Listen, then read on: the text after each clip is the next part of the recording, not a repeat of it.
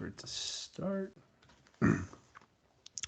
Welcome to Dead Headspace. You can find us on Spotify, Stitcher, iHeartRadio, Ghana, and all other major platforms, which includes Alexa. All you have to do is tell Alexa to play Dead Headspace for the latest episode every Monday and Thursday. I'm your host, Patrick R. McDonough, joined always by my favorite co-host, Brennan LaFaro. Say hi, Brennan. Hey, everybody. And today we're talking to writer and professor Ron. That was very Boston of me. I'm sorry. That came out of nowhere. Writer and professor Rhonda Jackson Garcia, writing as R.J. Joseph, and also Rhonda Jackson Joseph. How is it going? It's going great. That sounded not good. Yeah, well, I'm still sitting here thinking about how I started laughing when you asked me if there was something that I didn't want to talk about. And I thought, you know, I don't know. I live with like a whole bunch of teenagers and like nothing's off limits. So never really had anybody ask me that question before. Um, It caught me off guard.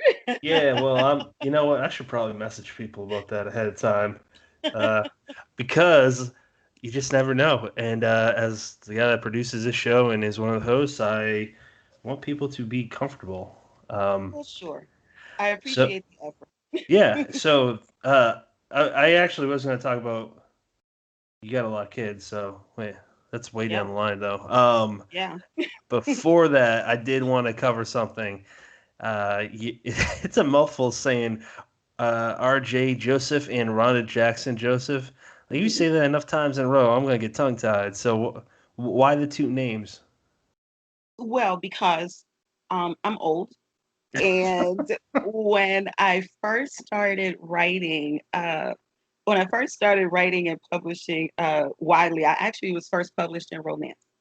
Oh, And yeah, and so that was my thesis project at Seton Hill was a romance novel. And so I'm out there under Rhonda Jackson Joseph, a little bit as Rhonda Jackson before I got married the first time. And then I actually kind of came out as, an undercover horror writer. And I realized that I didn't want somebody trying to pick up this romance stuff, thinking that it was going to be anything like the horror stuff. Uh, and plus I'm a chick. And honestly, like I hang around horror people well enough to know that when I first started writing horror, nobody wanted to read anything by chicks. And so I thought, use the initials. They'll never know, right? They'll mm, never know. yeah. And so that's kind of how that came about, really just writing in two different genres, understanding that one genre would probably be a little more open to initials as opposed to just this whole big, you know, fancy country long ghetto name, So the only female that comes immediately to mind that her reasons of I don't know if it was her publisher or if she had an agent. I'm not sure, but J.K. Rowling Hmm. was Joe Rowling, Joanne. I know that she changed it to the initials for that same reason too. That's interesting. So, Hmm. did you start in the '90s or was it before that?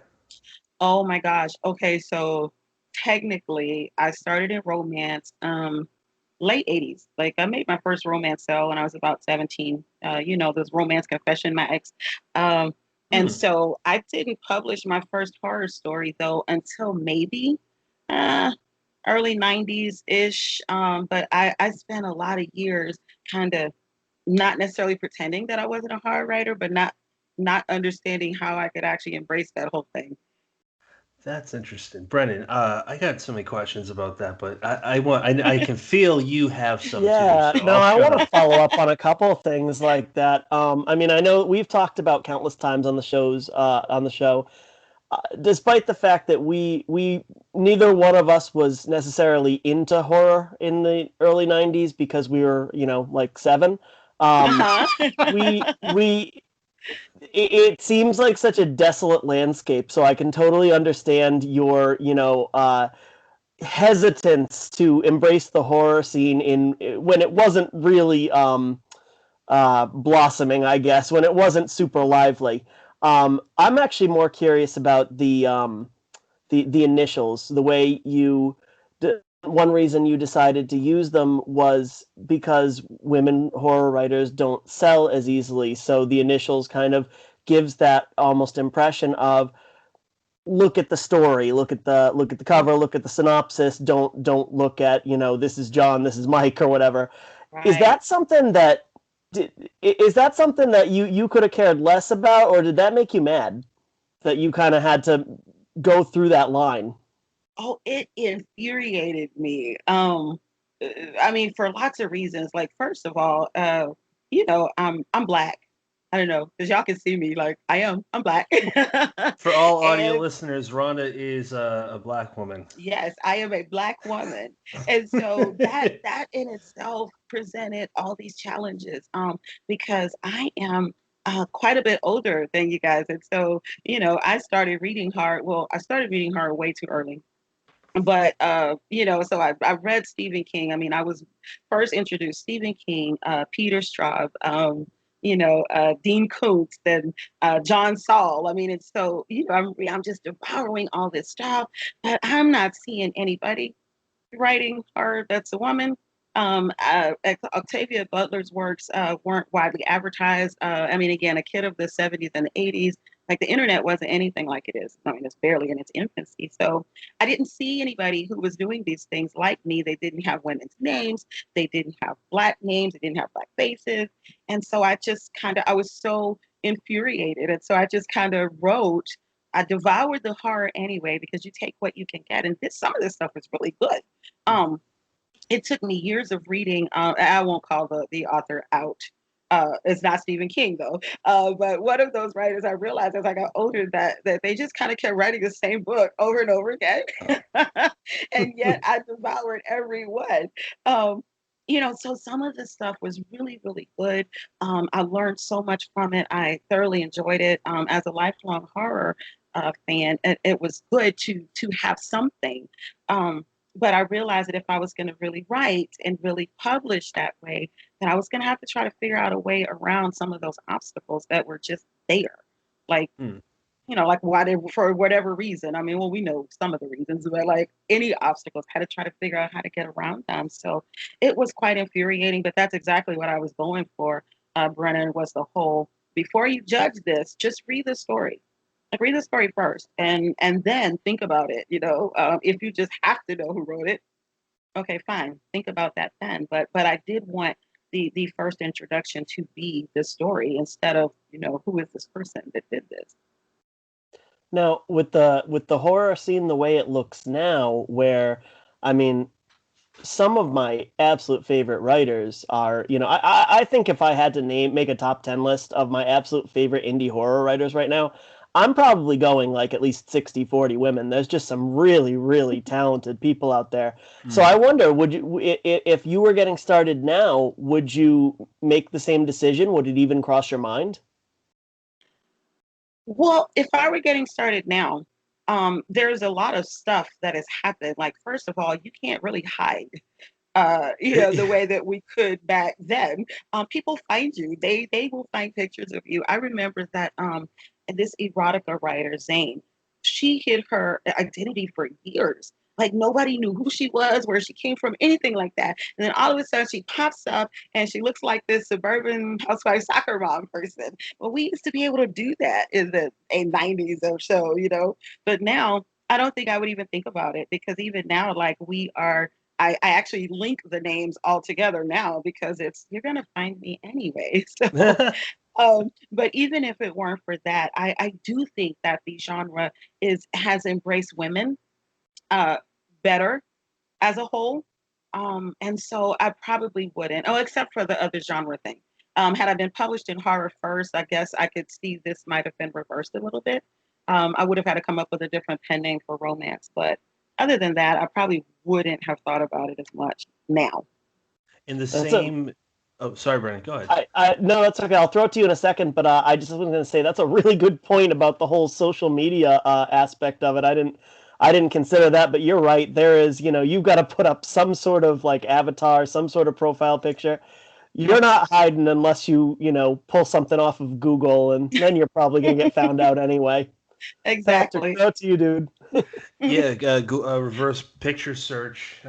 It's kind of hard to escape now. Mhm. But I was the first thing when you said that you used your initials. I had a few questions pop in my head, and it's not just for you; it's for anyone that were to use a pseudonym or something else. And I mean, we're all Stephen King fans.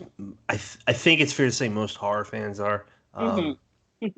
When he was Richard Bachman, when I first heard about him, because I was talking to a guy I worked with at an older job, and he said, "You ever read Richard Bachman? It's Stephen King, but it's all his." And this is his words. He's like, "Oh, it's all his like hardcore stuff." And I'm like, "Oh, really? He used the name just for that? That's weird." Later, I come to find out Richard Bachman was just the name he used, so he could have more books out in the same year as Stephen King, Hmm. because back then they didn't want to oversaturate one name because they thought that that would take away from book sales. But I know that he used, I think it was a car salesman. Maybe you both, one of you know, but I believe the picture was, I want to say a car salesman. It wasn't him. And I'm curious, did you have a bio picture or a author photo in the back cover or anywhere? Well, so I write mostly short stories for Yeah, in horror. And right. so the good thing about that is if you're submitting, you're in an anthology, nobody really cares about your picture, so you don't have to do that. But Okay. writing the romance, yeah, I had pictures there. But I mean, of course, it's totally acceptable. It's totally acceptable for a woman to write romance. I mean, even if she's a black woman, like, I'm here in the South, there's raised Southern Baptist. There was a little bit of pearl clutching when I wanted to write romance, but not as much as but I talked about writing horror, right? So, yeah, I mean, I had a picture. I would have pictures for any of the romance that was, where it was applicable. But I mean, like I said, as far as horror writing, there were years went by before I even had to kind of cop to that with a picture. Okay. Wow, that makes sense. Um, Now, before we jump into the horror aspect, romance, has that always been, because me and Brennan have read quite a few stuff by you, interviews and essays and poetry and all that stuff that you sent, but I am curious. I didn't see this. I don't know if Brennan did. Did you always have a love for the romance genre as you deal with horror? I have, but it's a different type of love. Okay. And I have to look back to my childhood. So I grew up in this house where we were, pretty poor. I think I said this recently on Twitter. We were poor, but my parents were big readers, and so we always had books everywhere: books, magazines, comic books. So my mother was a big romance reader. So back at that time, there were the romance confession magazines, right? And they were relatively, affordable, I guess, as far as books go. So she had tons of those, a few of the Harlequin novels. My dad had just, blue gobs of horror comic books and horror and sci-fi novels just everywhere around the house. And so what happened was my parents decided, well, this romance is just not, it's not okay for the kids to read, right? Because I read everything I could just, if I could get it, I would read it. And so they hid all mama's books, but they just never thought to put his books away. And so, what was actually available was like Stephen King's Carrie, right? Yeah. And the John Saul book and all of this stuff. And um, so I was exposed to the horror earlier, and I connected with it in ways that I just don't know that you can connect with romance until you get to be an angsty teen, right? And so once I got to the teenage years, I sort of still devoured the horror, but my creation was more towards romance because, of course, I was in love with New Edition. And so, you write fan fiction where, you get to date them and all of this stuff. Um, so once I wasn't a teenager anymore, though, like horror is kind of always there. So Mm. I think they sort of fill different needs. And when I decided that I was going to go into an MFA program, it just never occurred to me that I could go in as a horror writer. It really did. So there was never any question that I was not going to go in and apply as a romance writer. Hmm. That's that's really interesting how you kind of grew up surrounded by it, and I mean, obviously, you eventually got to that calling. But I I want to talk real quick about the books that you kind of grew up around, because obviously we hear a lot. I grew up on Stephen King. I grew up on Dean Koontz. One name that you threw out that we don't hear a lot is John Saul. Mm-hmm. I think that's a So first, actually. it might be. So I'm wondering what about his work drew you in? Just the fact that it was available, or is there something about it that you don't get anywhere else? There was, well, first of all, because it was available, but also I've always been excited about, even to this day, I guess I'm a little bit ashamed to say, big books are exciting to me. And Yeah. John Saul's books were huge. And so, as this, curious child is just devouring everything, when you come across a book that's like, it's big, you go, oh, I can read forever. Um, and I think that there was something about the one thing about John Saul's work is that it was the tone. It was very reminiscent of, for me, maybe the Gothic writers, maybe Poe, um, Polidori, Shelley. The writing was very, very Gothic feeling. It felt very heavy. It didn't have the same gut punch like King.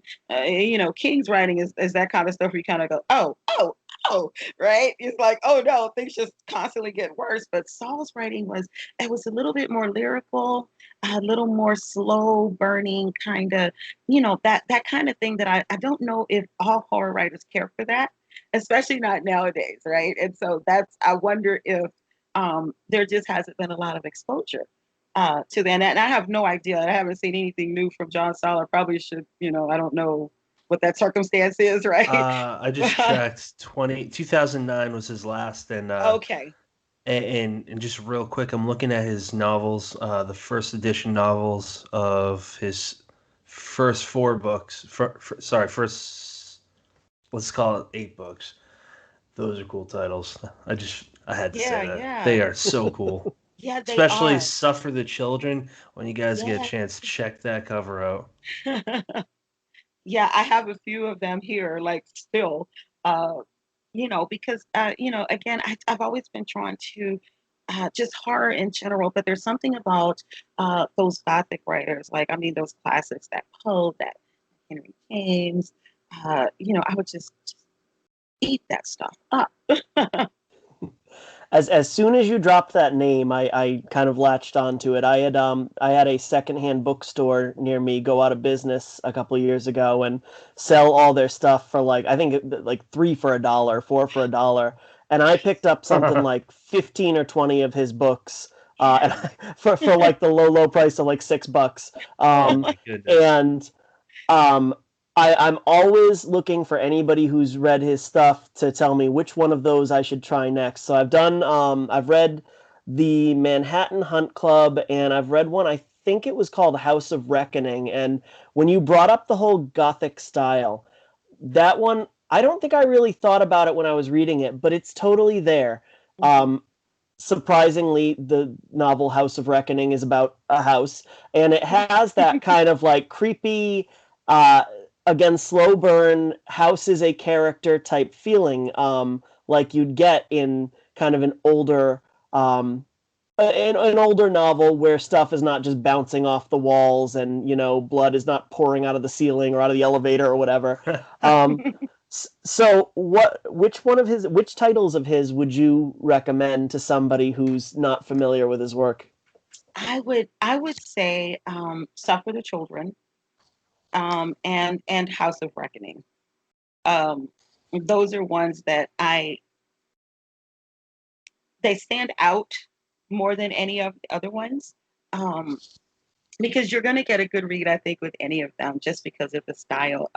The style is very, very consistent across works. But I would think that those two would be the two that I would suggest to anybody that's never read Saul before. I'm just excited I got the title right. I was like, I know it's on the shelf over there, but my eyesight's not good enough and I'm not wearing my glasses. So Oh yeah. Okay, that's really funny because I thought about not wearing mine because of this whole glare thing, and I'm like, "Man, you won't be able to see anything. That'll be terrible." So when you first discovered horror books, was that what drew you into horror initially? Was it the books, or was there something else? Did your father also enjoy?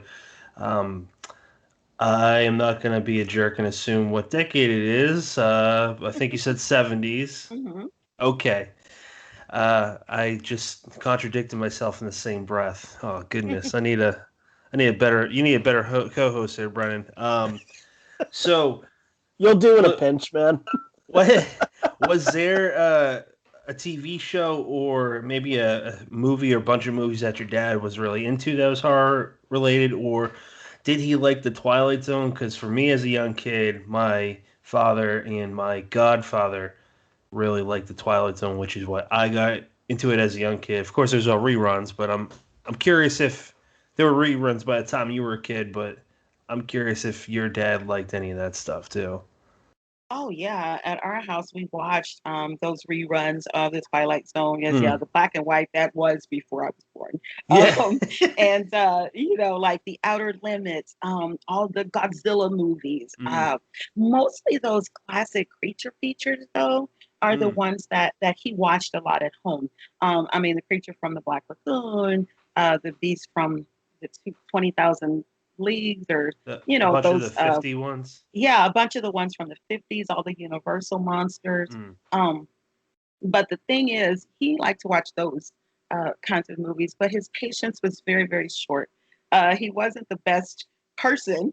And so watching these things with a curious kid that had like a billion questions, it kind of didn't work out all the time.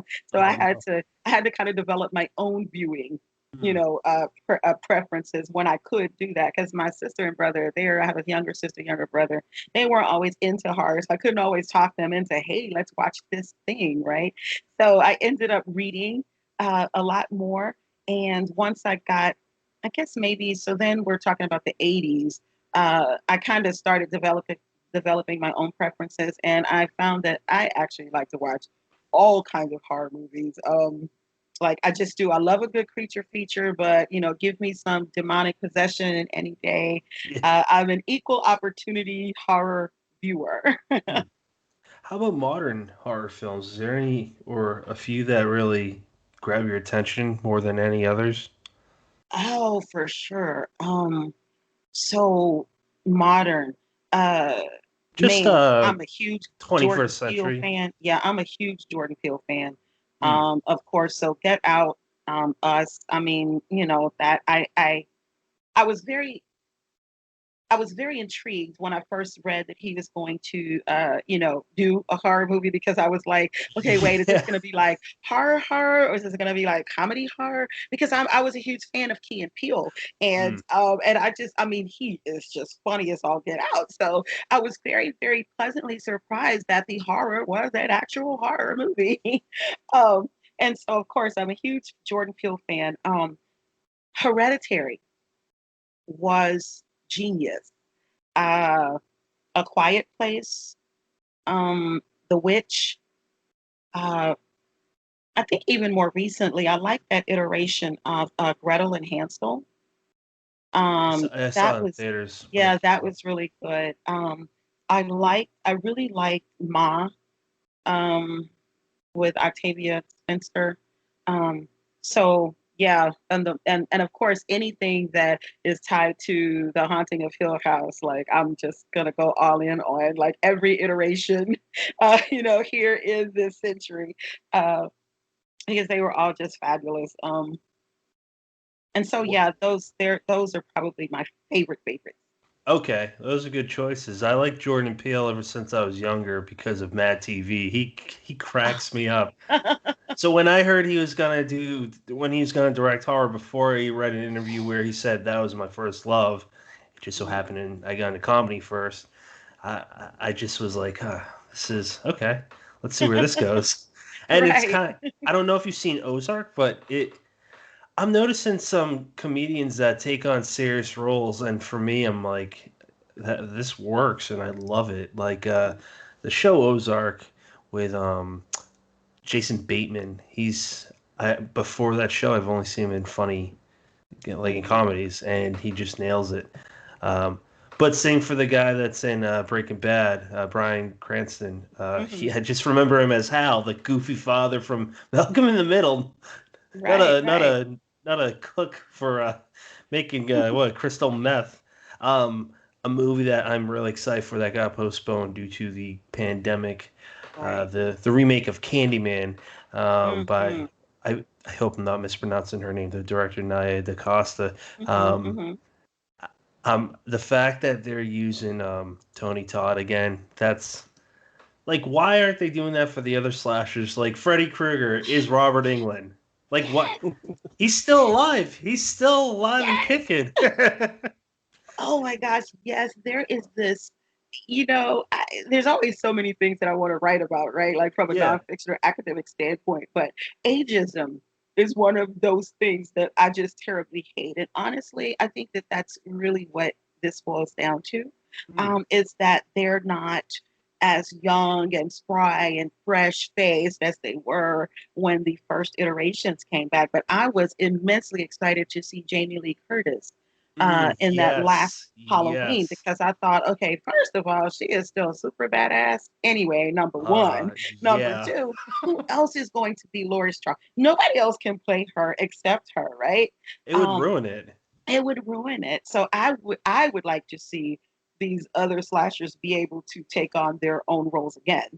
Ho- I would You love that. okay? That's the first time I've heard, and maybe I'm hanging around the wrong people, but that's the very first time I heard something about I can't talk ageism with this, and you could be onto something. Like Doug Bradley wasn't, because I heard an interview with him that was recorded only a few years ago, with one of the dudes that wrote Host. Jed Mhm. Shepard, he has his own podcast, and he talked to Super jealous because I love Pinhead, but Doug Bradley, he said he was not approached for one of the latest Hellraisers, which doesn't why why wouldn't he be? He's Pinhead.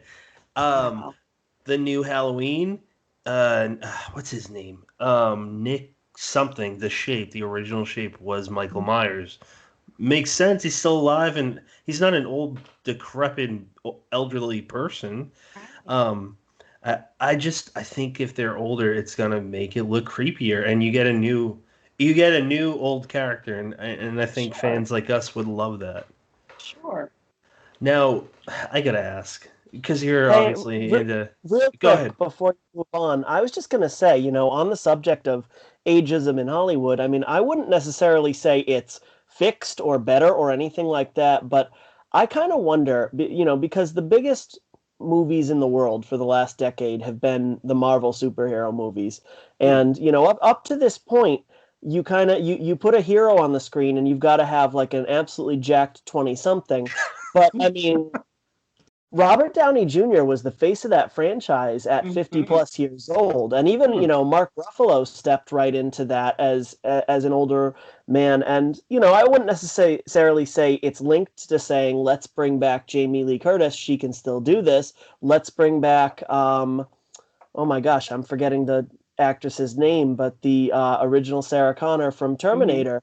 Um, and but it's saying these can still work, and if you put, just because you're putting somebody who's handsome or who's pretty into a role doesn't mean the tickets are going to sell if they're not Sure. invested in that character. Um, Oh, right. You're absolutely correct. Yeah. Yeah, well, and I think that, and it's interesting that you talk about the Marvel universe because I Yeah. think on that there was also though this push because I mean because we're into these things, right? We have to do all the superhero movies, right? But there's also the idea that Spider-Man, right? He went all the way from I think that the first is it Tobey Maguire maybe, Tobey Maguire. Yeah. and he still looks to me like a kid, and yet the decision was made to replace him with this way younger to kind of start over, right? Or even with the X-Men, like instead of using these characters that have actually invested in this whole franchise, it's like, oh, let's just kind of ditch all of them and let's just go get all these newbie younger people, which don't get me wrong, it's great to give young people opportunities. That's a really great thing, but I'm just not sure how to feel about the whole just shove out all the seasoned people, though, you know? yeah. Yeah. No, You it's know what? It's funny you brought up X-Men too, because I didn't even think of that. That's a perfect example because Mhm. they brought together the whole young cast, and then by movie two they said, "Oh man, we need Patrick Stewart back. We need Yeah, we need Ian McKellen again." the first And X right. Men's the best. hands down. Partially on the subject, you Patrick, you said you were excited about that Candyman movie. Can't wait. Did you say, was it Nia DaCosta was the director? Yeah. Mm-hmm. And I'm wondering if, early buzz is she knocked it out of the park because she's going to be directing the sequel to Captain Marvel too. And I'm thinking shit. without some serious, chops, without somebody saying, "Wow, this person knows what she's doing," you don't land a gig like that. No. So that makes me even more excited for Candyman. Yes, yes.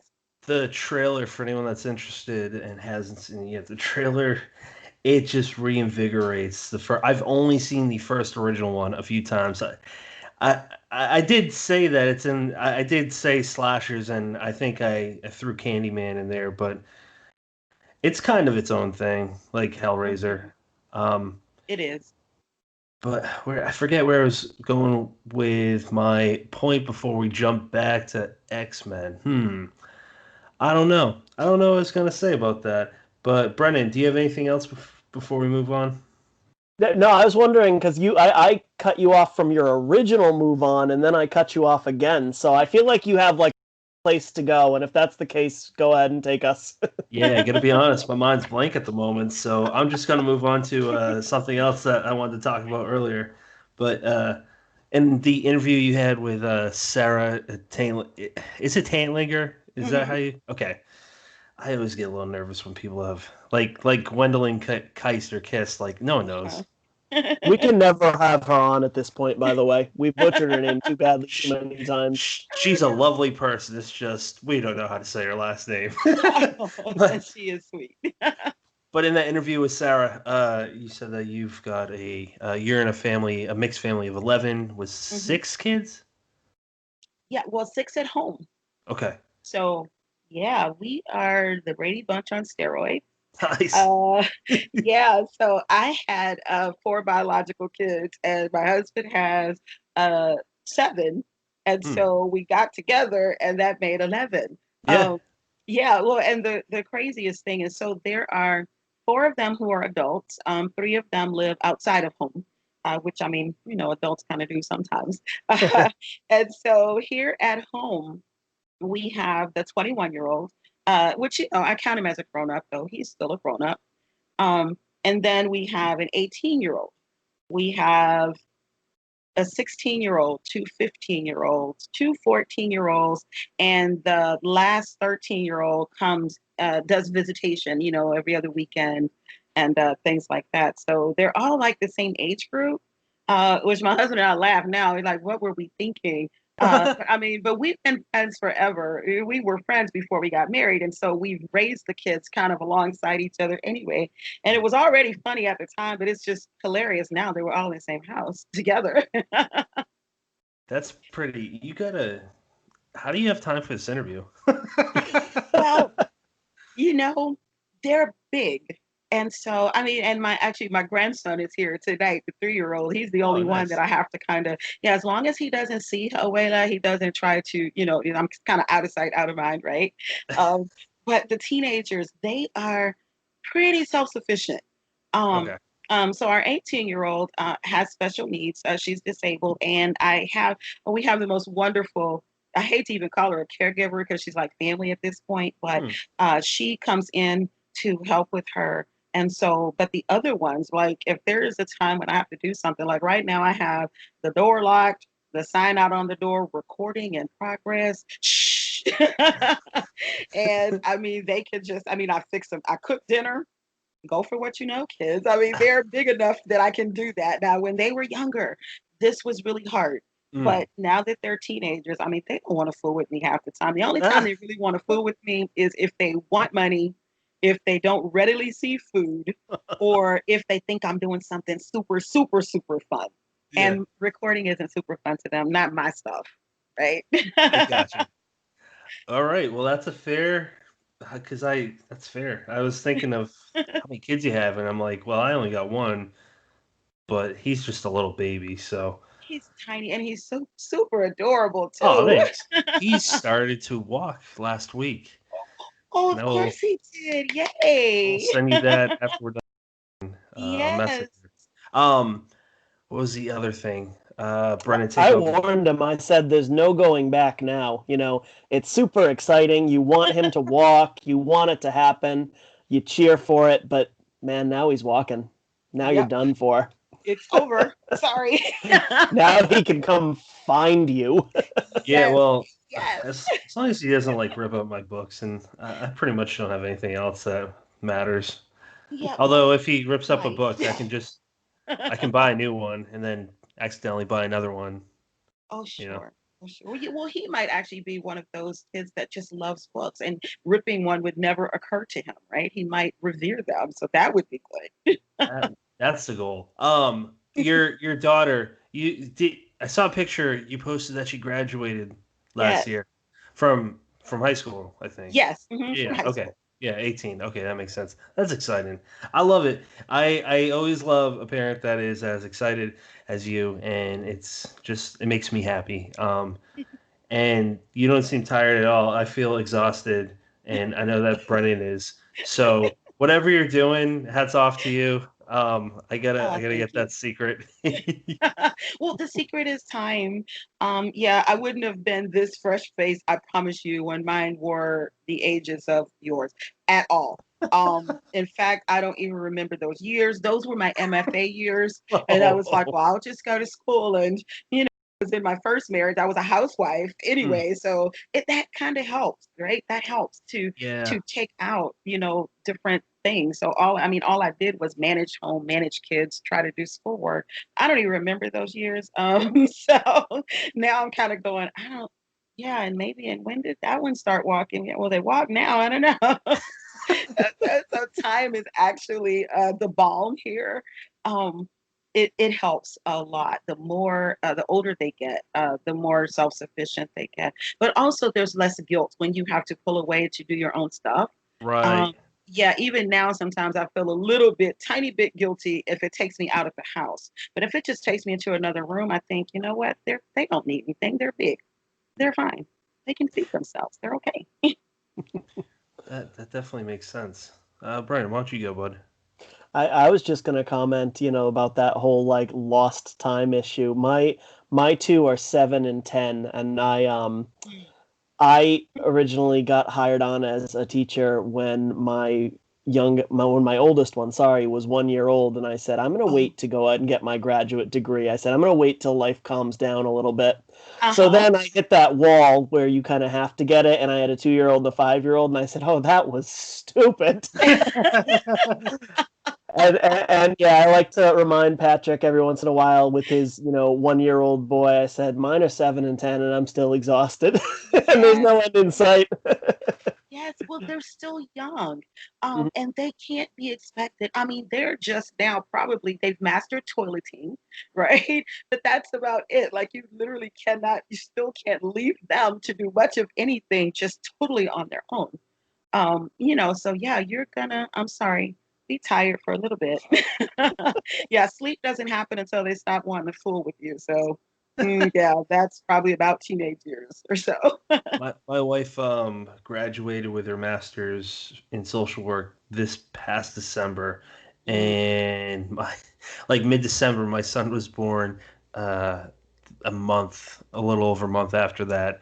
So Wow. she just she just got it in time. Yes, Uh, she is a superwoman. yeah, she worked, but I don't know if we had another one. God, goodness. Let's move on to your writing because this could take forever to talk about kids and how amazing they are, but how tiring they are. Well, if you're interested, my friend, I have a segue there. Would you like a segue? I would like a segue. On the subject of children, one of the things that I read that I found absolutely intriguing that kind of sparked your writing and your ideas as far as horror literature goes is basing your stuff around the evil people and evil institutions that threaten your children that you're like that you could feel or you could even potentially be absolutely powerless to do anything about, almost that, to a degree, almost that sense of cosmic horror that this is bigger than that there are forces out there that are bigger, that no matter how you kick and wail against them, there's nothing you could do. So I was kind of hoping to hear you talk a little bit about that idea. Yeah. Oh my gosh. So we talked about the angsty teen romance only years, right? So I had my first son as a mom who was single, and I was 21 when I had him, so pretty young, and I just was assaulted by those pregnancy hormones. So, I mean, I didn't know that that was really a thing, but they sparked these terrifying nightmares that were so vivid that I would literally wake up like in cold sweats, and you already can't sleep that well when you're that pregnant anyway, right? And it was that these things would just terrify me. And the very first terrifying thing that I thought was because we've already talked about how my dad just wasn't a great person, and of course I have daddy issues. Okay, and that very first dream that I had was of my father eating my kid, right? And I thought, this is terrible. I don't even like him. I don't even know where he is, and how is he going to eat my kid? And so I had to write this story to exercise it because it haunted me. It literally haunted me, even though it didn't make any sense. Um, it wasn't logical in any kind of way. Excuse me. But then I realized that I have this other little being now that I have to worry about. So, I mean, I've always been attracted to monsters and the monstrosity. I'm usually rooting for the monster because I usually have a sympathy, especially for those that are created through these circumstances aren't their own. And so, even as a kid, I understood, well, these are the monsters that are on TV, these are the monsters in the book, but these are the monsters that are in real life. And so, horror allowed me to kind of not really pay attention to these. But once I started having kids, I could not ignore those outside monsters anymore. And those are the things that utterly terrified me. Uh, the thought that even now, even though I threatened to sell my kids to the rodeo like every other Monday, right? The thought that something will happen to them terrifies me. If they go to the mailbox around the corner and I can't see them, I have this debilitating anxiety. The 21-year-old had a job that was close enough that he could have ridden a bicycle, but since he worked the night shift, I forbade him to do that. And I told him, I know you're an adult. You have to go. I'm going to take you to work. We live in Texas. We live in the burbs. My husband still gets stopped coming out of this subdivision going to work sometimes. Even though we've lived here years and years and years, he gets stopped by the police. And Jesus. so I thought, I cannot send my kid out here on a bicycle to go to a midnight shift. If my husband gets stopped, he's going to get stopped. I mean, and so these things are terrifying. Mm. The thought that I take my daughter out in crowds and they act like they can't see this big neon pink wheelchair, right? Like it's this big, huge metal thing. We've got it all blinged out with, glitter and sparkles, and people will step all over the chair like they just can't see her. Like it's like she doesn't exist. And so these things terrify me. And I realized that horror is a good place to channel that uh, because it doesn't help when writers like King do things like Pet Cemetery, because that just makes it totally worse, right? Because now we're not just worried about these things, and now we got to worry about this other thing too. Thank you, Stephen King. Thank you so much, right? Yeah, he said he put it in a drawer for like 3 years after he wrote it. Yes. I read that and I thought, how did this not terrify you? Like just the thought that something, and every time I read the book or watch, I refuse to watch the most recent iteration because it was just horrifying. I mean, I know the story, I knew what was going to happen. I just couldn't. Like the mom in me burst into tears after this one scene, and I thought, I'm just not going to watch that anymore. I mean, because like the fears that something can happen to your kid, Mm. and what would you do? I mean, like I can't say that I wouldn't entertain those same thoughts if something happened to one of mine, right? That's really terrifying. Mm. Yeah, along those lines of Pet Cemetery, just super quick, I wrote something last night for the short story and I sent it to Brennan and I was like, so there's this new scene and I was super vague about it. I'm like, I've never experienced this before, but I wrote it and it's brutal.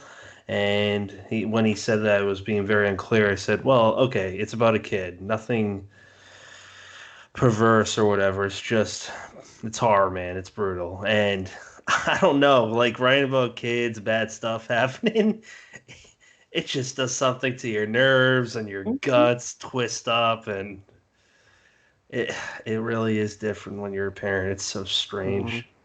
It's Now, among parents, it's such a universal fear. yeah. Mhm. I mean, the most recent example that comes to mind is the book Crossroads by Laurel Hightower. And Yeah. have you read that, I Rhonda? haven't. It's on my Kindle app, like waiting for me to read it. Oh my gosh. Well, It's I it's really certainly good. won't, spoil it, but I really think that, to somebody who's a parent, uh, I, I devoured that book. I read it in an afternoon, and it's an experience. It's such an amazing book. Whereas I know somebody who is not a parent who read it and said, "Yeah, that was fine." Wait, Um, what? No, that was not fun. I love okay, Laurel, but that yeah, was not fun. that was fine, but like, hey, that Oh, wait, you the said experience was fine? different. Oh no, yeah, yeah, fine, not fun. Oh, Nobody thinks that's fun. Um, but yeah, the person I'm thinking of had they said this is a good book. I enjoyed that read. Whereas for me, I said no, no, no, no, no. This is not a good book. This is an experience. This is a life changing, dramatic read, and you will treat it as such. But I think it's that shared universal experience. Anybody with kids can can commiserate with that idea of not being able to the like just primal fear of not being able to protect them from everything that life throws at them, and just the unfairness of life and how it comes crashing down no matter how decent and innocent a person you are. Um, there's absolutely. something absolutely gut wrenching about reading that, about writing that, all of the above. Mhm. And then what Yes. about when you introduce technology into it in real life? Because like when me and Brendan were growing up, when I'm not anymore. I just don't have the time, but I used to play video games like every day. And when the PS2 had this option to have a internet like an external internet component, hardware component, it was awesome. But like the connection wasn't super great, and I mean it was what it was. But nowadays, like I got a phone that has a more powerful processing unit than all the stuff we had back then. And like, I don't know what that's gonna mean in 10 years when my kid's gonna have like whatever the hell the iPhone 20 or whatever is. And it's Yeah. just, it's scary because I look into like future technology that is real, that will happen in our Mhm. lifetime. And there's talks of like, internet chips being installed in people. And I don't know. If it's man made, it can be fucked with. Yep. Yep. Yep. Yes. And I don't know about you, but like I don't trust the world. I keep all my shit locked up. I just do not trust people. Oh man, yeah, I'm always telling my kids because they're into the games, and now that they are, the youngest are 13 or 14. Wait, the youngest is still 13 for a couple of months, but so they're doing the whole social media thing, and they're playing the games with various people, and I mean, I'm not totally that gloom and doom parent that goes to them and says, "Look, I'm going to read this to you. Let's read this. Don't you know that these people could be somebody else? And let's go watch the host. Let's go see this." Let's watch Mom. Let's watch these movies. Teachable moments. Let's go watch the horror stuff so you can see exactly what could happen. Um, I mean, and we just have to try to keep them as safe as we can. The hardest thing for me as a Gen Xer is that I have had to learn most of this technology in a very short amount of time. And so what I worry about is me not being able to keep up, right? Like Hmm.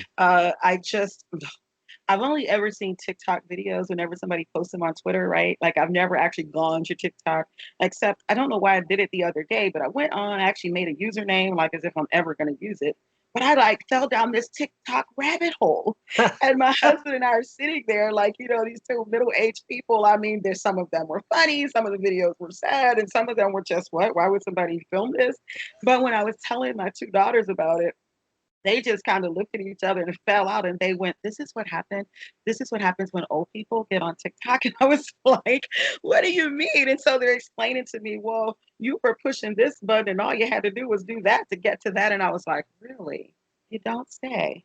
So they know all about this stuff. So now I got to go do some kind of TikTok crash course so that I can always know, what they're talking about, what they're dealing with. So that's one fear because I'm very tech challenged. Like in fact, I was playing around with Skype is why I happened to be on when you sent the message because I was like, I have to get on here and make sure I remember how it goes. Let me press this button. Let me click this. Let's just see. Let's make sure it's okay. And I mean, I'm the same way with it. I've actually canceled class in the past couple of weeks because I couldn't figure out how to get WebEx to let the sound come on. I was like, you know what? We're just not going to worry about it. So I do worry that sometimes the tech is going to leave me behind. And I hope that doesn't happen until they're adults and they will be safer. Because otherwise, I don't know, I'm going to be fumbling around trying to learn the stuff. I am scared that there will come a time when cameras, I mean, it could be very likely it's now, but when we are aware when we're always being recorded. I mean, like I said, it could very likely be already happened. It could have been happening for years, but you see some bad shit and people are like, I don't give a fuck that I'm being recorded. I'm gonna do some crazy shit now. And it's not even for shock value. It's just that there's a glass house that we're all in and we just don't give a fuck anymore. We're complicit with it, right? I Yep. mean, what other word can you use for that? It's We're just all scary. throwing rocks. It's what? What'd you We're say? just all throwing rocks. Yeah. So I would like to talk about Sycorax's daughter. That is a doorstopper. There's a lot of great names in that. Linda Addison was the editor, right, for that one, I think. Uh-huh. Okay. Yeah, so that's a big name off the bat. From your perspective, or your point of view, rather, how did you get involved in what else can you tell us about it? For those that haven't read it or aren't aware of that anthology, what can you tell us about it? Well, so Linda Addison, first of all, I can't even say enough great things about her. I swear she's like a saint. Um, and I had been kind of following her work, kind of, as a reader, as a fangirl. And I went to StokerCon. I think it was still joined with World Horror Convention, maybe in 2013. I remember that it was in New Orleans, and I had not met Linda at this point, but I mean, I knew of her. And I was actually in the lobby of the hotel going to do my registration, and I saw this other Black lady. Like across the way, right? It was kind of like these romance movies, our eyes met. And like I was in conversation with somebody else, and you're not going to be rude, but our eyes locked, and we had that moment of, girl, I'm coming to find you later, right? And so when I found her later, I found that she was Dr. Kenitra Brooks. She's from New Orleans, and Hmm. so lifelong horror fan, and she decided to just kind of check it out. And she writes about Black women in horror Hmm. from an academic standpoint, right? And Hmm. so, I mean, like she has a whole PhD and a whole monograph and all of this stuff, right? And so she and I had lunch a couple of times. One of those times she brought Linda along. And of course, I'm sitting there going, I can't believe I'm sitting here eating with these people. This lady writes like about Black women and horror, like as a whole professor. And this is Linda Addison. Like, really? I couldn't stop looking at Linda. I mean, she's not just beautiful physically, right? But she's beautiful on the inside. And I thought, these women are amazing. How can I be sitting here sharing, eating food with them? And so afterwards, I kind of kept in contact with Dr. Brooks. Hmm. And then she reached out and said, hey, we're going to pull together this thing. Would you like to contribute a story? And I thought, well, of course. She says it's only Black women horror writers, and we're going to do this. And I thought, well, of course we are. Of course we're going to do this. And so, I mean, I pulled, and then I saw that Linda was another one of the editors, and Dr. Susanna Morris was another one of the editors. And I thought, this is something that I have to play in this playground. Like, I'm so glad they invited me, and I'm going to put my very best foot forward, and this is what I'm going to do. And so I sent in the story. Linda sent back some very, very insightful edits. I mean, because she's just that person, right? And once it was put together, I found out that the publisher Cedar Grove Publishing is actually owned by a Black woman. Mm. And so just the sheer historic value of that, because I'm a huge horror fan. I remember that Dark Matter, I think, was the first anthology of Black horror writers, and that was like maybe the 90s ish, 2000 maybe. There had never, ever, ever been an anthology of just Black female horror writers. That's And crazy. so that was so crazy. And Yeah, so, that's wow. I mean, like understanding that this was like a moment in history and horror history that if there was never going to be another first. And Yeah. so I was really, really honored to be a part of that, especially when I found that the people that I knew who were editing it already were just super amazing. But then I saw the other writers and I went, well, goodness, I'm glad I wrote my story and sent it in before I knew that, because I probably would have been way too intimidated to finish this up at this point. Um, and so what they came up with, they had a beautiful cover that is actually very, very awe-inspiring. Like just to look at it, it's beautiful.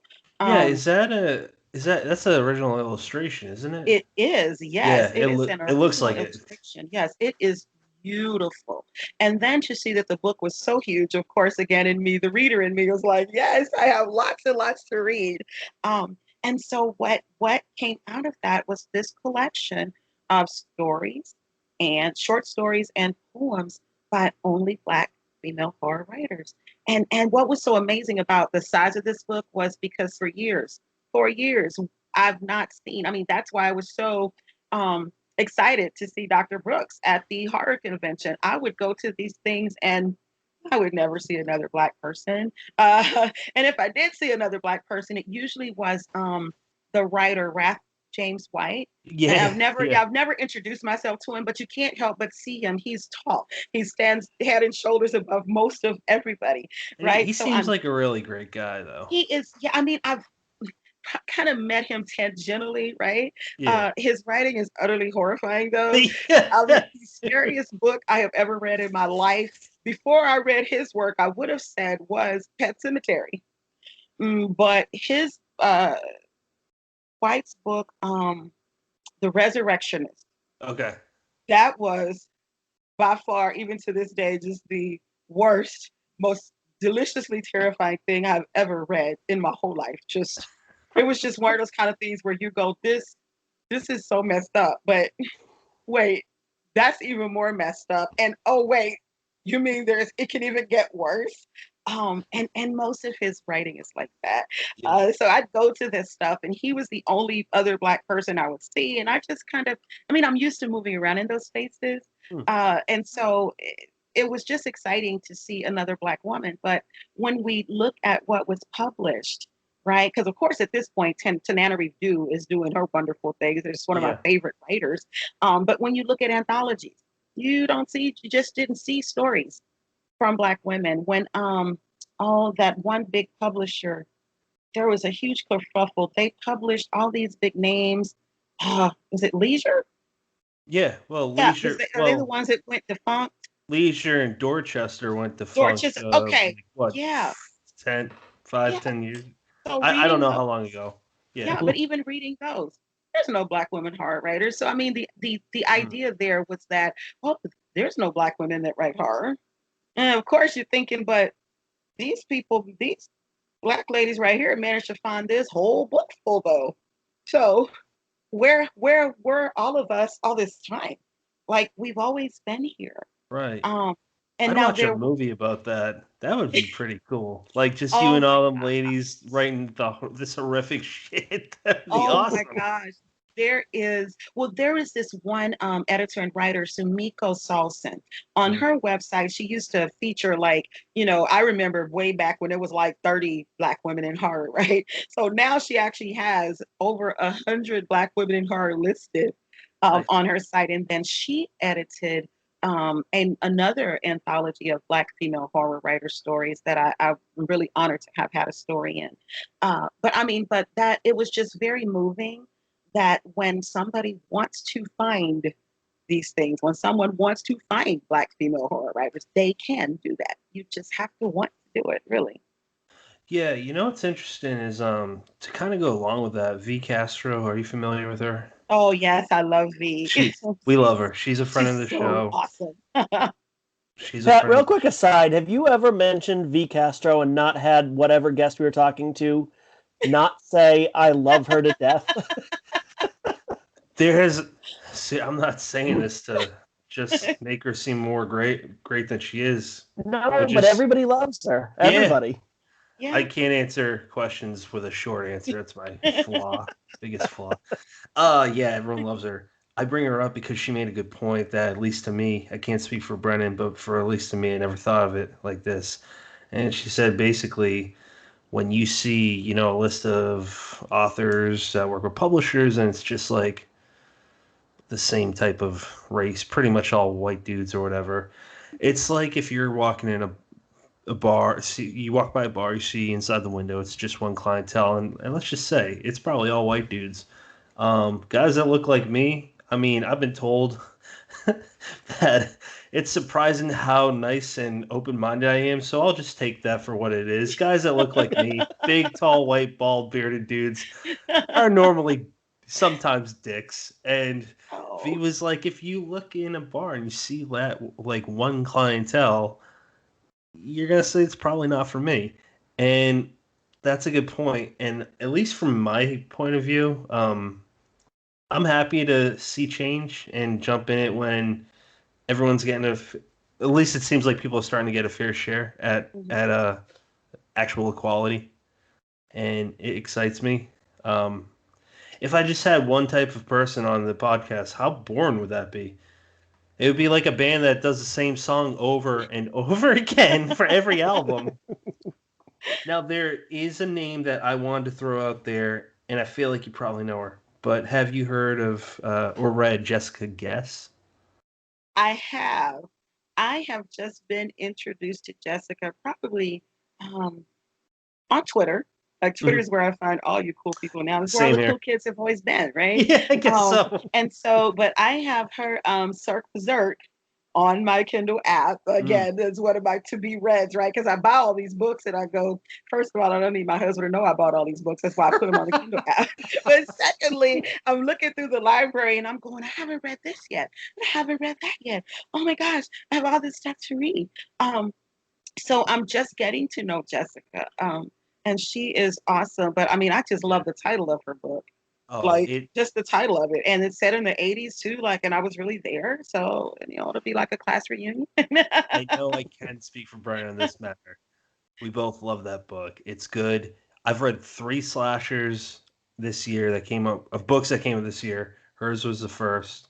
Mm. Standalone was second by Paul Michael Anderson. That was fun. It's a weird sci-fi horror, and where the slasher's a good guy. It's weird, but it's Wow. awesome.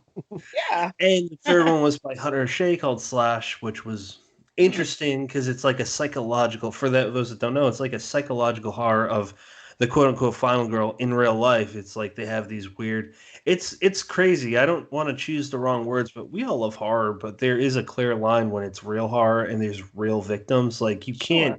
you can't treat them the same that you would Sure. like a character in a show, but they are treated the same, like some kind of weird, like they're some kind of celebrity where they don't want it and didn't ask for it, and that's kind of what it touches on. Mm. Um, but I bring up Jessica because she has the Black Girl's Guide to Horror, and she's just kind of, in my eyes, from what I've seen, the like 7 years I've been on the Twitter horror scene. She to me is one of the most interesting voices, and specifically for like black female writers and Hmm. reviewers. And she's a nice person. She's a very good writer. So I wanted to throw that out there for anyone else that may not have heard of her. Brennan, what are your thoughts on her book, Cirque Berserk? Even though we talked about it when she was on the show, just reiterate for anyone that may have not heard that one. For a complete list of my thoughts, you can check out that episode. But no, I love Cirque Berserk. I thought it was exactly what it promised. It's got this like Mm. bright, fun, lit up carnival cover Yeah. that, implies that slashing is going to go down, and it absolutely delivers on all cylinders. Um, Jessica gives us that, black female lead character who's not just the there to be the best friend to the white girl. Yeah. Yeah. She She gives says this that in the book too. I character love it. she gives this character like all this substance. And the thing I really enjoyed about it is I feel like when you write a book that jumps back and forth between present and past, there are a lot of ways for it to go poorly, and Yeah. I thought she Mhm. absolutely nailed it. Oh, It was nice. very clear when there was no confusion, like, wait, what year am I reading at this point. She really did a good job with that, and I would certainly highly recommend it to anybody. Oh, good. Now, I'm excited. Looking forward to reading it. yeah, and it's short. It's in the Eddie. The guy's name is Eddie Generous that runs that company, the Unnerving publisher. But they got a Rewind or Die series. And if Hmm. you're not familiar, or if whoever's listening isn't familiar, it's just covers that look like their VHS covers, and that's what they represent. A time when it's just over the top horror. It's fun. It's not to offend anyone, and it's just to have a good time. And I think that's what good books do, and they pull it off. I've read four in the series so far, and they do a really good job. But let's get back to you. You've written two articles that you said. Well, you've written more than two articles, but two that you sent us that were just really interesting. I like the titles. Um, and pick whichever one you want to dive into, if Hmm. either. But the first one, and you already mentioned this, The Beloved Haunting of Hill House, and then the other one was titled Gaslighting, Marginalization in the Well Coiffed. Um, Again, either one that you would like to discuss, because I know your thoughts are in the article, but maybe to let anyone that hasn't read it, kind of let them know what it's about, and if you have any other thoughts on that. Well, I'll talk about. I mean, because I love Stranger Things, of course, right? That's what the first It's one such was a good about, show. right? It's Yeah, such a good show. yeah. Oh, and Give us season 11 is four such. now. Yes, yes. I mean, 11 is such a good like lead character. I mean, she's just perfection, just about, you know. um, Speaking of 11, I'm sorry to interrupt. My wife and I just watched a new movie on Netflix called Enola Holmes. yes, yes. It's so good. And Is she it? Millie, but I forget her real name. She's a fantastic actress. She's gonna. Hmm. I don't think she's gonna be a kid actor. She seems like she's gonna do just fine. But Oh I'm yeah. sorry. I'm sorry. Carry on. Yeah, yeah, no, she's wonderful. I haven't seen that movie yet, but I mean, I loved her in Godzilla, King of the Monsters. Yeah, she's got a lot of range. She's not going anywhere anytime soon unless she wants to. Um, but I will talk about the other one because it's more recent, right? But Mhm. also because um, in it, it's in an edited collection of essays about the Netflix's version of The Haunting of Hill House. Mhm. I was enamored of that because, of course, we talked about how much I love The Haunting of Hill House anyway. But I really, really appreciated the way that Flanagan uh, inserted the family dynamic into that whole storyline because that created so many avenues for conflict. Um, but there are some things that jump out to me when I'm reading or writing something. And one of those things is the experiences of the mothers if they are there. And so Olivia Crane really stood out to me. And I could not help but make parallels to her situation, of her situation to Sethy Suggs in Toni Morrison's novel, Beloved. Now, anybody that's talked to me for any amount of time, they're going to hear me talk about Beloved and Morrison because they're iconic. That's just forever. Everything I talk about, I'm talking about Beloved. I mean, you just can't get any better than this, right? But once I started thinking about, these parallels that I saw between these mothers, I realized that it was a research topic that I wanted to think more about because they were both mothers on in the margins. Um, and just for sort of a shameless plug, like I do talk a little bit more about this at the Multiverse Con Mhm. that's coming up this weekend. But a part of this essay that I took out of that was that these were mothers in the margins, and so Olivia Crane suffers from mental illness.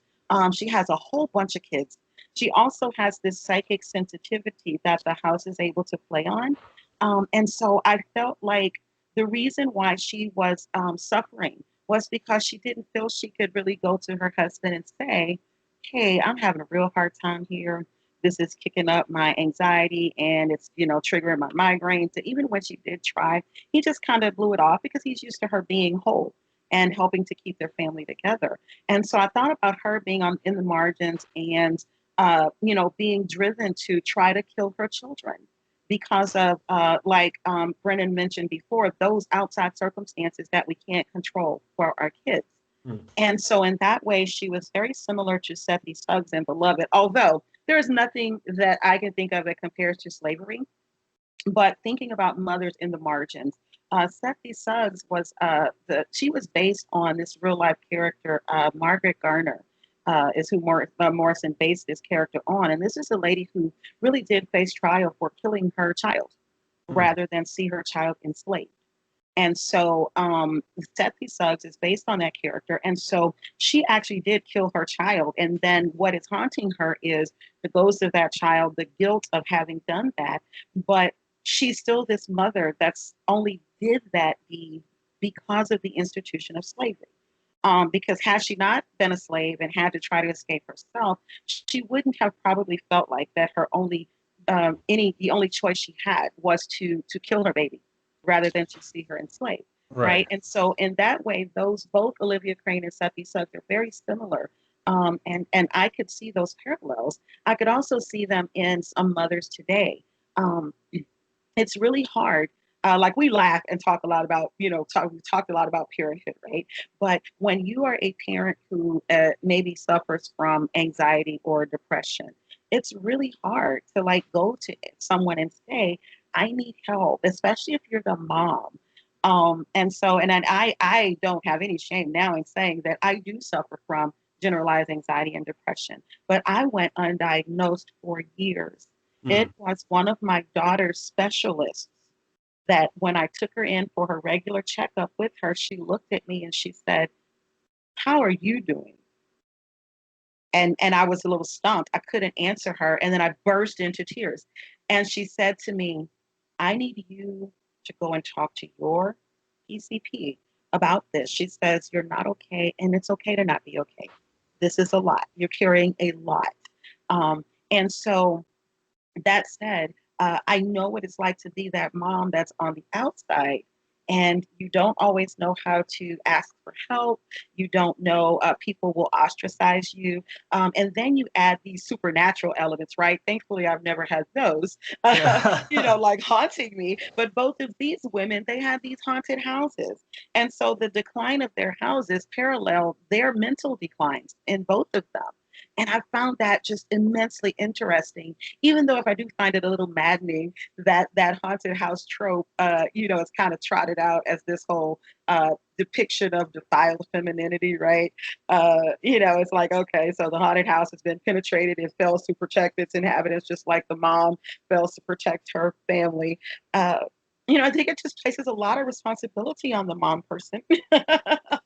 Yeah, moms take on a huge like I'm not just saying this to butter up anyone, but I feel no, seriously, I've to me, my wife is the strongest person I know, and it's not just based off of her, but to me, women are women are stronger than men. The shit that y'all have to deal with, I mean, I, I get worried with my wife sometimes, like just being out, just because I don't trust the world, and I don't know if she feels the same way about me, but if I have a daughter, I don't know. I feel like I'm gonna be a wreck. I don't have any more hair to lose. Like all my hair on my head's gone. I like my beard, so I hope it's not there. That's the best response I got for all that you just said. So I'm sorry if I did not answer anything directly. Um, Brendan, do you have anything smart to say in response to Rhonda? I I don't think I can. I don't think I can beat that. Okay. Well. No, I mean I would echo, what I kind of said earlier, where I actually I don't even know if I said it earlier, but I thought it. that I just really enjoy the fact that your writing seems to revolve around that motherhood and that family aspect, and your interest in not only your writing but your interest in the horror genre. Like that's what appeals to you. It's so again, it's just got that primal experience that we can really all, I guess us parents anyway, we can really all relate to. And yeah, not all, but all here, and fuck everybody else. So Especially the listeners. Fuck you. Thanks for coming by. exactly. Um, Brennan does not speak for Deadheads first. my favorite part is that you threw it to me. You're like, save it, and I absolutely just like juggled it and lost it off the side of a cliff. Rhonda, you've been a great guest today. Thank you. I'll talk to you later. You guys are awesome. Thank you. You are awesome too. It's all on purpose too. No, I'm just a moron, and Brennan's I don't know. He's one step above me. I'm not sure what that is. I guess a fool. But I wanted to actually, before we wrap it up, I did want to touch. I don't want to spoil anything, but I brought up Sycorax's daughter because your title, to give her whatsoever she would ask. Without saying anything about the plot, because it's a short story, so again, I don't want to spoil it, but it is about motherhood, what she does to become a mother. It touched close on what Laurel. It was like a short version of Laurel's story in Crossroads, um, and how it just wraps up at the end. I'm sorry I'm being so vague, but again, I don't want. I want to entice people to read this. It's killer.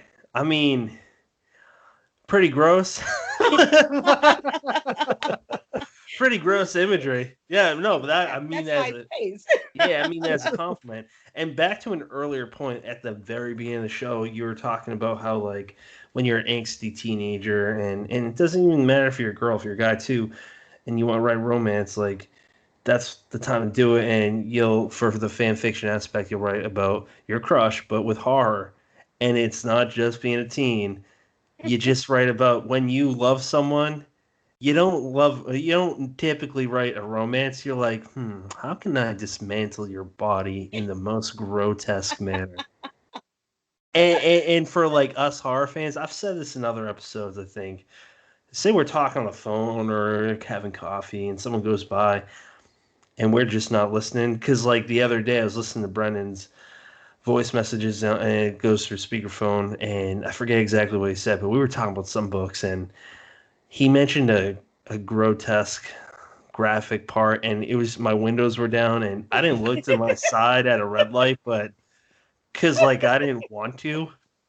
And I'm just looking straight ahead. And I'm like, I forgot how blue we are when we speak and when we relay things that we liked in books. It's just I don't know. The best part of that story is I know exactly what you're talking about, and I would never repeat it on this show.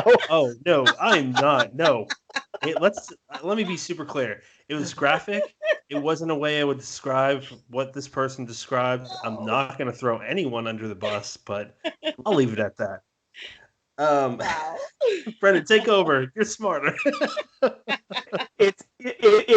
We definitely do have that though, where we almost get this kind of desensitization, where we talk with each other about these topics and whatnot, and then we kind of have to curb it back and realize, oh, I can't talk to normal people like that because they'll lock me up. So, Rhonda, segueing as awkwardly as possible, what do you have in the works? Okay, so in the works, coming this weekend, I mentioned earlier, is Multiverse Convention. It is totally virtual this year, which is great. I mean, that's the thing that we're doing, right? It is a speculative fiction convention, though, and I'm just really honored that they let me play with them. And so I was with my co-director, Rory Montgomery, pulled together their academic track. And so we have some really cool academic presentations. We also have other tracks like right track, horror track, sci-fi track, geek track. So that's coming this weekend. Um, I'll also be on the HWA's panel on Sunday. Um, and oh, now I'm totally embarrassed that I can't think of the name of it. Please just chalk it up to middle age. Like I had it at the tip of my tongue. That is ageism, madam. We talked about this. But if I say it myself, it's okay. Ooh, she's got a point. You know And if you what? say it's not, that's ageism. Yeah, That- well, you know, That's true. Shut up, Brennan. there's going to be a panel discussion, and there's going to be lots of cool people there. Jessica Guest is going to be moderating, and V. Oh, Castro and no Gabino shit. Iglesias. Yes, yes, yes, Wow. yes. So that's Sunday. And I just had this story that came out in the Southwest Review, their special Halloween edition, and I think that the academic in me was just floored. This is I think, the third oldest literary quarterly in the country. And they are based right here in Texas at Southern Methodist University. And so I'm really super excited to have a story in that issue. Like, I was like, oh my gosh, I have arrived. This is great, right? And then the next day you go, no, I haven't arrived. And so I'll also have stories in Paper Press's Sonorous Silence anthology coming up. We don't have a published date yet. Oh my gosh, the Cake Anthology Slasher Tour. I'll have a story in that. That was super exciting to me because when the editor, Walker, when he put that on Twitter, he was like, I think he might do a cake anthology. And I was all over there like, man, look, really, because these cakes are terrifying. The cake pictures were scary for me. I was like, why are we doing this? Why do we do this? Don't mess with cake like that, right? And I will also have a story in the upcoming, the next iteration, or I'm sorry, the next installment in the Inferno series, edited by Stephanie Ellis. Oh, Um, yes. I saw yeah, that. yeah. So Based off of Dante's Inferno, right? yes. Yeah, that's Beautiful cool. cover. Oh my gosh, beautiful cover. And Stephanie so Ellis isn't talked about enough, I feel. I feel bad that she reached out to me to ask me if I would write a story for the anthology. And when I went to her site and I'm looking at all her stuff and I'm going, I've read your work before. And of course you never tell anybody this, but I totally agree with you, Patrick. I'm like, give this lady like all these accolades. Like she is super awesome and wonderful. Like we need to be pumping her up so much. Like I totally agree with you.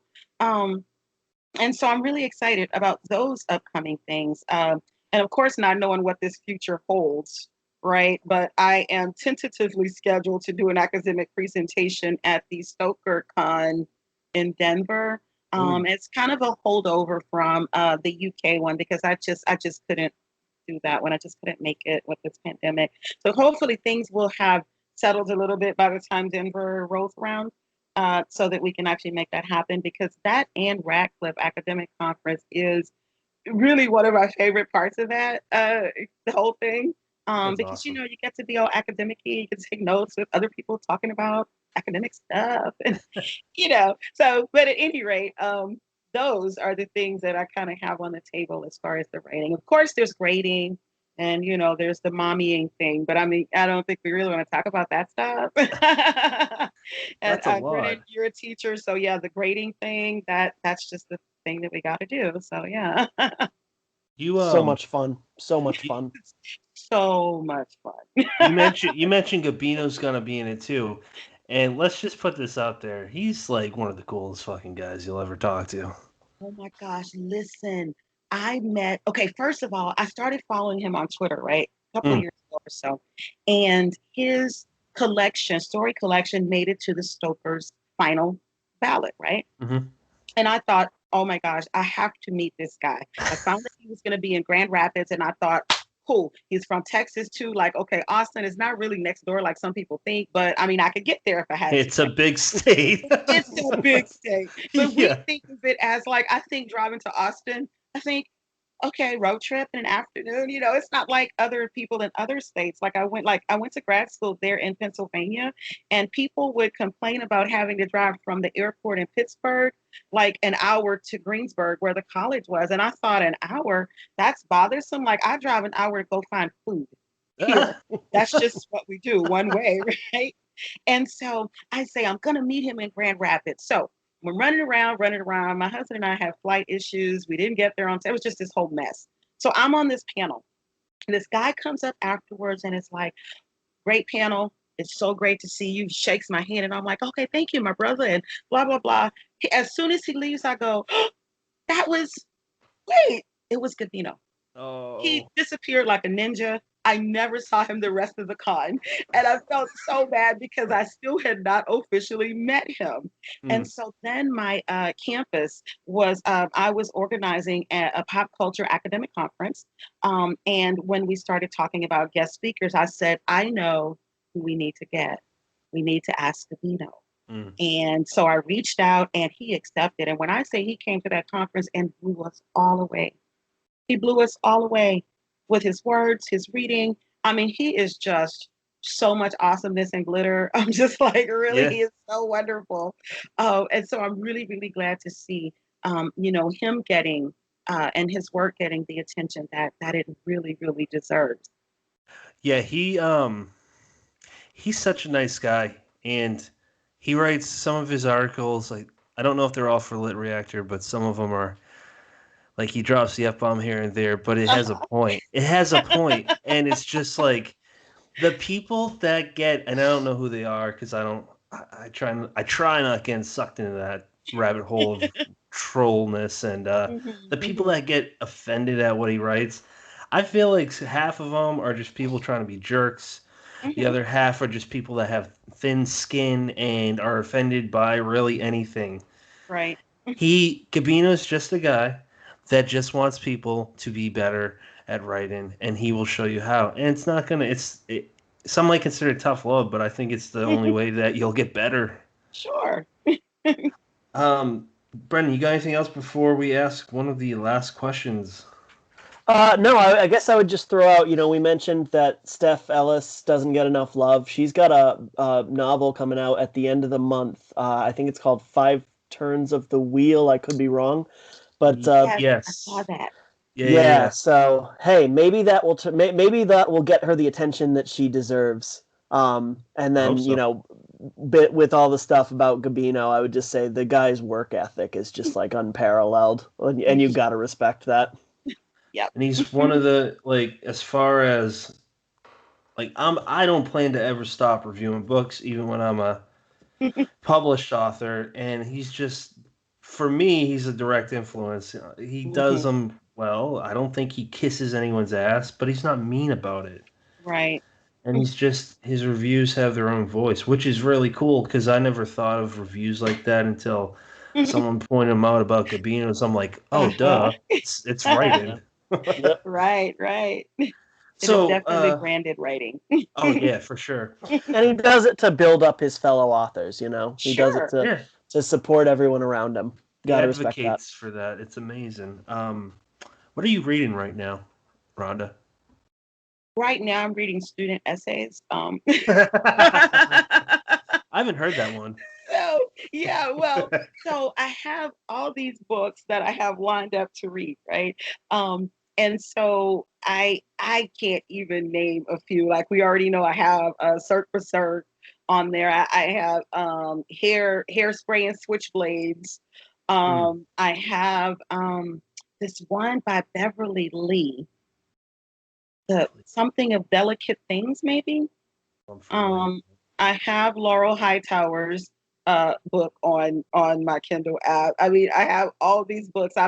And I want to say that when I saw Ellis's book cover that you just mentioned, Brennan, I want to say that I clicked on it. I probably either pre-ordered it or something because it's ringing some bells, and I'm like, okay, I need to. If I didn't do that, I need to fix that. I need that book. So, I mean, I have all these things. Like every time something comes across my timeline, I'm like, oh, I need to go get that. There was one by Gemma Amore um, that I didn't realize I'd already bought. So I go to buy it and they're like, you already bought this? And I go, oh, okay, I need to read that one too. That's So I another mean, yeah, so person you can talk really highly about, Gemma. yes, yes, yes. I mean, so right now, though, we're in midterm. So we're like in week 8 of the 16-week semester. So right now I really am like, eyebrow deep in student essays and, conferencing about essays. I actually have a British literature class that starts on Monday. Hmm. It's 8-week class. And so, that'll be fun. Um, Is it like old? Clive Barker's not in that, is he? yeah, Because that'd be amazing. yeah, I doubt it. It would be so amazing. Well, I'm always supplementing the textbooks anyway because I don't find any one that has everything I want anyway. Right. And so, yeah, if I can find a way to slide some Barker in, you can best believe I will. I mean, like, look, here's the thing. He's not like that graphic, so you can get away with it in school. It's not a big deal. Yeah, but this is college. We can get away with it anyway. Okay. Yes, fair enough. Yes. Fair enough. And I did see that cover because I just checked it out. Mhm. Again, Stephanie Ellis's The Five Turns of the Wheel. That's a Keelan Patrick Burke cover. That guy's he's like one of the most prolific cover artists that I know of. Yes, yes. Oh my gosh, so much talent, right? I can't believe that he's a great author on top of being a nice person. And it's so weird to say like that, but some people that aren't, kind of make you go, hey, how many others aren't? But there are mostly Right, good right. ones. But Well, he Keelan's so also talented. bakes. Yeah, he also bakes. I And did like not know that. he puts pictures of what he bakes like on Twitter. And so I'm always, I'm easily impressed by food, especially pretty food. He posted a picture of these cookies once and put a link to the recipe. And now I'm the anti-Dolly domestic. If there's any way to mess up a recipe, I'm gonna do it. But I made the cookies and they actually turned out okay. I'm sure they weren't as great as his, but my kids loved them. So yeah. So and he also bakes. So I mean, like, how much better can it be? That's true. And he kind of looks like a movie star. He has it all. And his Really does. dog looks like Scooby Doo, like dead on. Like I'm a little now that I talk about him. Okay, so I don't know if you know Alan Baxter, but he wrote this book called The Rue. It came out earlier. Yes, I Yeah. need that book. Yeah, I need to get that book. I need that one. If you like pulp horror and it's just over the top silliness Oh, due to yeah. the extremeness of the deaths, that's what it is. But Brendan and I are in that, and at one point, and this doesn't ruin anything. At one point, me and Keelan tag team each other, and I mean not tag team each other. We tag team with each other to take down the bad guy. But Really? there's a line in there, and I'm like, yeah, that's true. He's really good looking. Something Oh, like I'm sold. that. Okay, I'm going to buy books. Don't y'all tell my husband. Don't tell my wife I'm gonna buy books too. Brennan, what books are you currently reading? I totally forgot about that line where they had come out of your mouth how handsome he is. Oh, I mean, I'll fight anyone that says Keelan Patrick Burke is not a handsome devil. Even a Right. giant kangaroo. I might need a team for that. I'm almost done with Haley Piper's got a new book coming out through Off Limits on November 15th, The Worm and His Kings, and Yes. I'm absolutely loving it. Oh, It's nice. I got a little bit into it. I thought it might be another like 1 or 2 day read because it's only like 114 pages, but it just kind of I felt like it demands you take your time with it. There's a lot of atmosphere. It's got that kind of creeping dread that comes in on page 1 and never really lets up. I love it. Yeah. I mean, I've got maybe 20 pages left, but I think it's fantastic. I think a lot of people are really going to enjoy it. And I am also reading Silver Shamrock, who will be releasing The Five Turns of the Wheel. Put out Midnight in the Pentagram a couple days ago. I'm a few stories into that. I just, since we haven't talked about Laurel Hightower enough, I read hers today, and it's awesome. and there's a lot more authors in that I'm looking forward to getting to.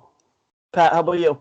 The Writing in the Dark by Tim Wagner. So it's I feel like it's gonna be one of those books where not even years from now, where people are like, you want to learn the craft. This is right up there, because often I'll hear people say, Stephen King's On Writing, which I'm not knocking that book. It's a good one, but my personal opinion is there's some that doesn't suit everyone for like the best one in the craft. It's a good book. I love it, but I'm real interested to finally read Richard Lehman's Writer's Journey.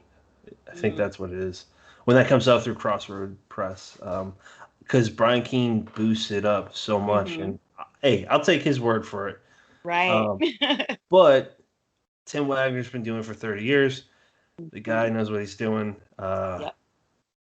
And you can tell, you can see it when in the pages. But that and Haley Piper's, I just started this a little bit before we start talking. The Worm and His Kings. I got nothing else to add besides what Brennan said, because it's just, she's a fantastic writer, and the fact that Mary Sangiovanni, arguably the queen of cosmic horror, has a blurb on the cover. That's pretty damn cool. And you know what's? I just saw this. This is neat. So Mary has her words are just as heavy as Brian Keene, and Brian had, for those that don't know, the person that runs Off Limits Press is Sam Koyesnik. Her debut novella or novella, I think it's novella, came out this year with a blurb on the cover by Brian Keene. Within the same year, the second book to come out with Sam's Press is a blurb by Mary Sangiovanni, and I think that's kind of cool. That's kind of like a neat connection there. Yeah, That's they're really awesome. They're great writers. They seem like really nice people too. I've never met them, but their personas, they seem to be really nice people. Yeah, so they've been, when the community needed leaders, they have been there, and yes, they have. I've personally reached out to Mary. I wish I did, but as of right now, I mean, Brian knows who I am. We talk sometimes, but I talk with Mary more, and she's just such a sweet person. She's very nice, very smart. She makes me feel not so smart, and that's not to say anything negative about her. It's just that I'm gonna stop there. I'm just gonna dig myself a hole. I'm not cutting any of this out, by the way. No. we've done worse. We've done worse, yeah. Yeah, like with an episode previously where Brennan and Cassie Daly, our guest host, and our guest Nico Bell decided to team up on me for the whole episode and point things out. So, Rhonda, you've been a much better guest than all three of those people combined. See, now I got to go listen to that episode. Nico Bell. I didn't want to keep throwing guests at you if you didn't know who they were, but Nico Bell is she's also in the Rewind or Die series. And actually, now that I'm thinking about it, I think you would like her story. It's called Food Fright. It's full of killer food, literally. Yeah. Oh, it's on my list. Like that whole little series. Like I'm all over it. And she's opened up bakery shops where they have potato donuts. I'm like, okay, first off, I'm Irish. Secondly, I'm a fat boy, no matter how skinny I might be one day. Where the hell are those potato donuts? Because I want food, right? I'm excited about that. Yay, food! Yay, food! Brendan, you got anything else? No. Ask the last question, which is, Rhonda, where I'll can people food if you want, though? Where can people follow you? Oh, so okay, since there's somebody with these fraudulent accounts on Instagram, I don't fool around. I forgot all about that. Yes, I don't fool around Instagram a whole lot. Anyway, so Twitter is always the best place to catch me. Just because if I'm not lurking, I'm probably talking to you guys, right? And so Twitter at R Jackson Joseph. And I do have an Amazon page, where people can kind of go look at the RJ Joseph Lots of things. Any romance readers can go look at a couple of romance things under, uh, Rhonda Jackson Joseph. I don't know. It takes all kinds. I love romance too. I have a lot of those books on my Kindle app too. I need to read. Sounds intriguing. I definitely would like to see the horror side versus the romance side. Oh, they are so opposite. They are like, they are. So just to tell you just how opposite they are, I once sent a short story to Women's Day Romance. Like that's a huge market for romance shorts. I don't even know if they're still open. And to get a handwritten note from the editor is a huge thing because this is like one of the only of those markets that was open. And the editor goes, "This was so well written, but it's just so dark." I mean, but I don't write paranormal romance. That's usually the question that comes next. So, do you write paranormal romance? I don't. The two shall never cross. So it's almost literally reading like about something from somebody totally different. So I guess the different names are totally appropriate. So That yeah, it wouldn't even most people that read my heart, they wouldn't recognize anything of me in the romance writing. They kind of go, "Are you sure she wrote that? There was nothing crazy in it." well, on that note, since I'm the master at segues, it's been great talking to you, Rhonda. Seriously, appreciate the time. For those listening, we encourage you to go check her out on Twitter, not Instagram. Currently has fake accounts. Not sure why someone's being a dick to Rhonda, but fuck you if you happen to listen to this. Thank you. Yeah, no problem. It's been Uh, great talking to you guys. It's so much fun. it was really fun, and we're here if you want to do this sometime next year. Okay, I So, absolutely will. Let me write some more stuff though, so I can have something else to talk about. love that. Perfect. Brennan, you've been a mediocre co-host as always.